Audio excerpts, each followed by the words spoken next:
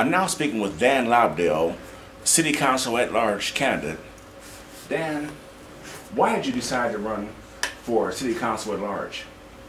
Well, there was one issue that particularly hit me hard several months back, was the collective bargaining issue between the City Council and the mayor, and also city employees, police department and fire department.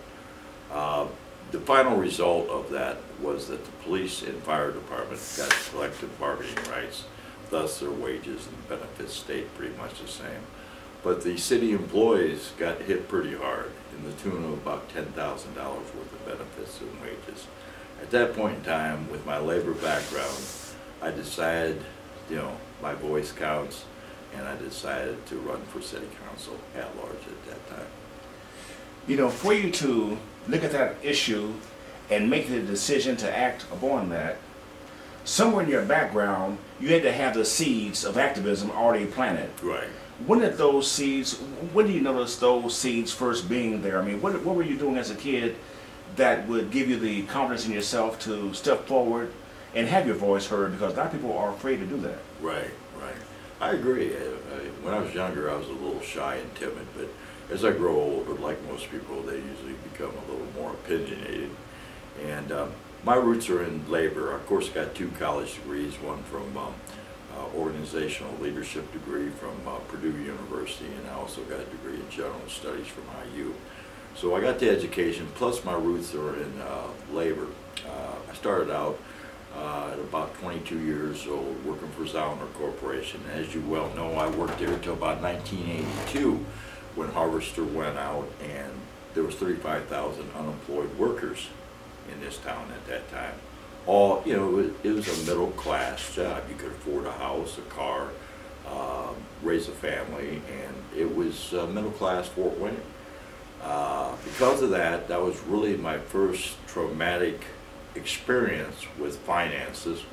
I basically lost my marriage, lost my house, didn't lose my kid, but I went to Texas to work at that time, and I worked in the oil fields down there in Texas for a couple of years. I was a pretty young, strapping, big guy at the time who wanted to make some money so I could, pay my obligations to my ex-wife and eventually bring her down there. That never happened. However, in my 20s and 30s, before I got my education, I worked in, foundries, machine shops, oil wells, and that type of thing in Texas. So I got labor roots, and that's why I'm definitely pro-labor, and plus I'm pro-union with proper representation that goes along with labor. I worked for Zauner's, a non-union company. They paid fair wages. It was a great business model. Paid fair wages, competitive wages. If there's more companies like that, we wouldn't need a union. But that's not the case. I just wanted wages to come back to the 1980 level, and I want benefits to be there too. I want the restoration of the 40-hour work week, and I want the companies to pay their share of insurance premium. Now that those days are basically gone, doesn't look like there's going to be any well-paying heavy industry coming back here. I mean, GM is here, and right. And right. those other jobs are going across seas. Right. But one of the ways that Fort Wayne suffers is that its identity is gone. And anymore, when you talk to people and you ask them about Fort Wayne, they can't give you a specific answer or a clear answer about the identity here. What do you see the identity here of Fort Wayne being, and how, when you get on council, how will you help to shape or create a new identity for us? Okay, Eric, as you well know, I went to high school with you, and like I've talked to you about, I was in history class with you. The history of this town is a good middle class town. In fact, in the 1980s, when everything went helter-skelter, okay, and all these people were out of work, black, white, and everything in between, people lost their identity. It went from, Harvester $14, $15 an hour jobs with good benefits, and Zauners with 12 with good benefits, to 6 or 7, or 7 at least. I think there was some $6 jobs back in the 80s. So they had to build a new image. At the time, Mayor Moses was mayor of the city, and of course he comes across with all this promotional stuff. Fort Wayne, the all-America city, showing all the water towers and what have you. So that was the beginning of it. You know, it not only hit me, the impact hit me in 1980 to the point where I had to go to Texas to make a living. It hit a lot of people. A lot of people sat here and struggled through it, you know. I was one of those people that took the choice to go where the grass was greener. You know, like I said, I did come back and get education. I do think education is the key, especially with this new generation of workers, you know. I definitely don't want to work in a foundry anymore at this age, but there are going to be some guys that do, you know. That just makes the economy go round. On a large-scale basis, you got General Mills out here that's just opening up, or has been open for a couple of years. Pays about $12 an hour, plus takes care of your benefits, you know. Plus they're working 7 days a week like Dana used to. So there is little segments of big powerhouse companies or big business companies that are moving to this town. And that is what presently the mayor and his administration is trying to do, attract these high-paying jobs, competitive wage jobs to Fort Wayne. And that's why I'm for the mayor. But as you well know, Rome wasn't built in a day. It's been 30 years. So we're making progress. Still, a lot of people still struggling, but the wage structure and the benefits are not like where I want them, and that's one of my goals. But in reference of history, you mentioned Rome. This was Rome once upon a time when, in the 1790s, since you mentioned history here, and the Miamis pretty much had it until George Washington wanted it. Right. Consequently, again, there are some battlegrounds here in Fort Wayne that rank number 3 in all-time warfare. Right. I mean, what I'm getting at is we don't use our landmarks here and market those. It seems as though we pretty much run from our natural history, image, and Right. locations, Right. and we never talk about these things. Right. Instead, we prefer to make things up Right. that we got to change in 2 years or 4 years and Right. keep doing that over and over again. Well, Eric, that's kind of the nature of the beast, you know. You and I have forgotten more than what we ever learned. I grew up in an Indian village, you know, Indian village, okay? I learned all about Indian culture going to Indian Village Elementary School. The Miamis were very, through Ingle Road, Bluffton Road area, they were real strong at that time. You know, you had Chief Little Turtle, which it was in your neighborhood. I think he died real close to this area here, you know. You had some Tecumseh, like you said, some real powerful chief. You had Chief Richardville down there on Bluffton Road that they got, you know, which is all part of history. You got Indian powwow out by Arcola once a year that you could only be invited to come, but it's basically a celebration of Indian history. Yeah, the Indian culture was real big back in the 1800s until Washington and his people, and eventually Matt Anthony came in, and of course that's why they call it Fort Wayne, Indiana, after Matt Anthony Wayne. So yeah, it has some interesting history here. I like to preserve that history. We've got a great history museum here in downtown, you know, the Historical Society. I've always thought about that'd be an interesting job for me to do because I love history and I think I'd be a great curator. But the whole point of all that is to show that the history is still here. I mean, history is not back then. I mean, when they said that they want to build from strength to show that we have strength today, Right. it's, you know, you have to show strength in comparison to what? You know, and put it in a context. Well, and, to make an analogy, you know, this interview is about politics. It's about the primary city council 2015. It's kind of, I'm going to war.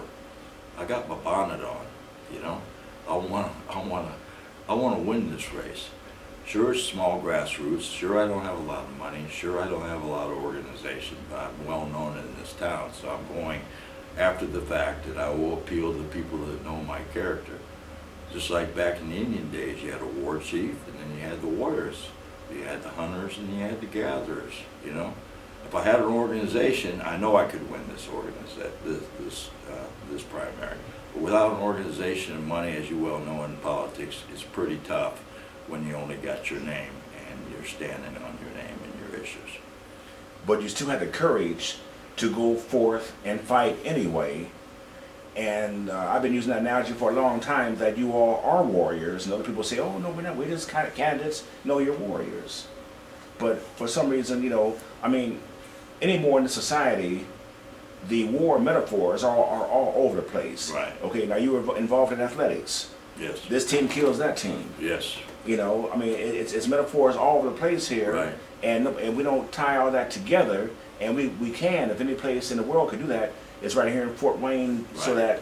so that everybody here would have the confidence and courage as to who we are, as opposed to having our identity tied to a baseball team or a basketball team. Right. Or a football team. Right. You know, ours would be more authentic. Right. But it just seems as though you can't get that idea across to some of the officials downtown. Well, okay, here's the situation. Me and you had a conversation. I'm not going to go in detail what the conversation was about. It was just kind of a personal nature. But you know what? Everybody likes to win. But I'm getting to the age where winning's not always the main emphasis. I remember back when in my sports playing days, if I didn't win, I was in a bad mood for 2 or 3 days. The key to political office, besides, sure you like to win, but even if I don't win, my point's being heard. I'm talking to people like you. You know, these ideas will be shared with other people. And if it's fair and equitable for the city of Fort Wayne, and they build off some ideas, I'll consider myself still a winner. And that's what all these political candidates should be doing. Not putting themselves first. Sure, they like to win, but get out of that self-centered mode that some of these politicians in this town's in right now.